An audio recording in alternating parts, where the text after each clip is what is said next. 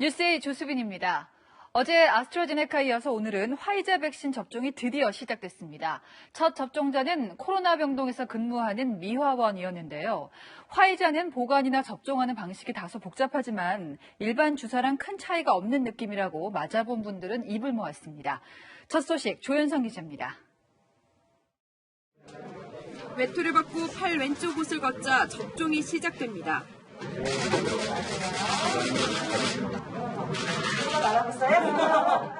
화이자 백신 국내 1호 접종자는 국립중앙의료원 코로나 병동에서 일하는 미화원 정미경 씨였습니다. 와, 처음에 맞는구나. 영광입니다. 이러고 맞았습니다. 한결 마음이 편안하고 근육주사보다 하나도 안 아팠어요. 코로나19와 사투를 벌이고 있는 의료진 역시 접종 후 한시름 돋습니다. 항상 코로나 때문에 마음을 조금 졸이고 있었는데 백신을 맞음으로써 조금 걱정을 좀 덜 수 있어서 좋은 것 같습니다. 어제 아스트라제네카와 달리 예방 효과 95%인 화이자 백신은 보관과 접종 절차가 훨씬 까다로웠습니다. 우선 초저온 보관된 백신을 2차례 걸쳐 해동해야 합니다. 이후 희석해 10차례 아래로 뒤집되 절대 흔들어선 안 됩니다. 그리고 6시간 이내 모두 사용해야 합니다. 오늘 하루 동안 중앙의료원 종사자 199명 등 모두 300명이 화이자 백신을 맞았습니다. 우선 다음 달 12일까지는 중앙의료원에서만, 다음 달 3일부터는 권역예방접종센터 3곳과 대구 동산병원에서, 3월 8일 이후로는 감염병 전담병원 82곳에서 접종이 이뤄집니다. 화이자 백신은 이번 5만 병분에 이어 3월 넷째 주에 50만 병분이 추가로 도입됩니다. 채널A 뉴스 조현선입니다. 제 뒤로 보이는 건 우리 기술로 만든 백신 주사기입니다. 주사기 피스톤을 저렇게 바늘 쪽으로 최대한 밀어 넣어서 접종할 때 소실되는 백신량이 훨씬 줄어드는데요.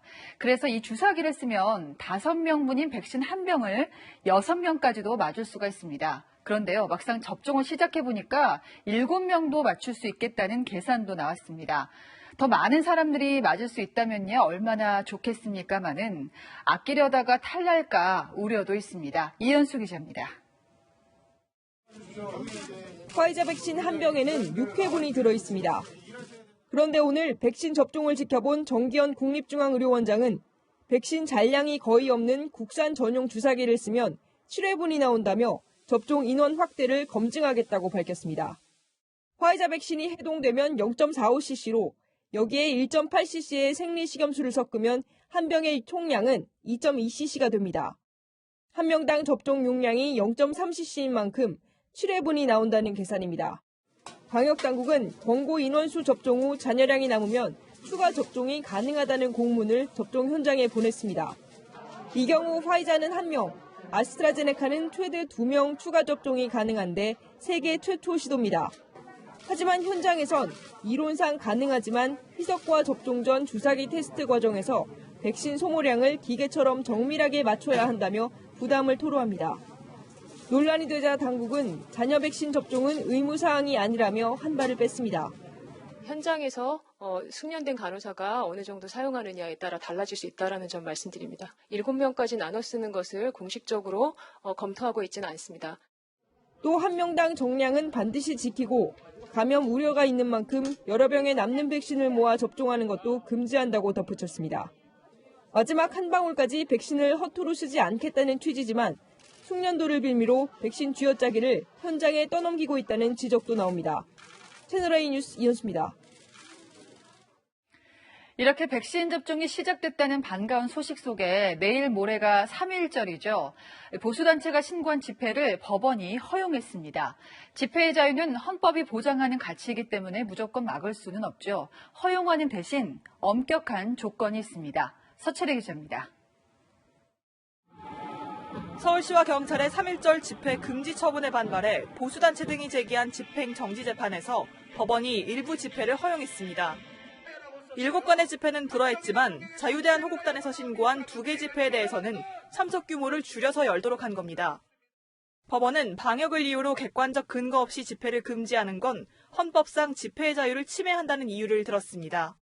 법원 결정에 따라 광화문 일부 인도에서 20-30명이 모이는 집회가 열리게 됐습니다. 대신 법원은 보건용 마스크를 의무적으로 착용하는 등 방역 지침을 잘 지키라는 조건을 내걸었습니다. 시민 반응은 엇갈립니다. 민주주의 국가이기 때문에 모든 국민에게 집회하는 것을 허용해주고 1m씩이라도 좀 뛰면서 이런 집회를 하면은 방역에 이런 데 지장이 없다고 이렇게 생각하고 있습니다. 집회하는 부분은 좀 조심해줬으면 좋겠고 감염 부분도 당연히 걱정되고 어느 정도 자제해주면 좋지 않을까. 지난해 광복절 집회 때는 허가된 인원보다 많은 사람들이 몰리며 집단 감염으로 이어졌습니다. 이번에도 같은 상황이 반복될 수 있다는 우려도 나옵니다. 경찰 관계자는 방역수칙을 지키지 않으면 곧바로 규제하겠다고 밝혔습니다. 채널A 뉴스 서채리입니다.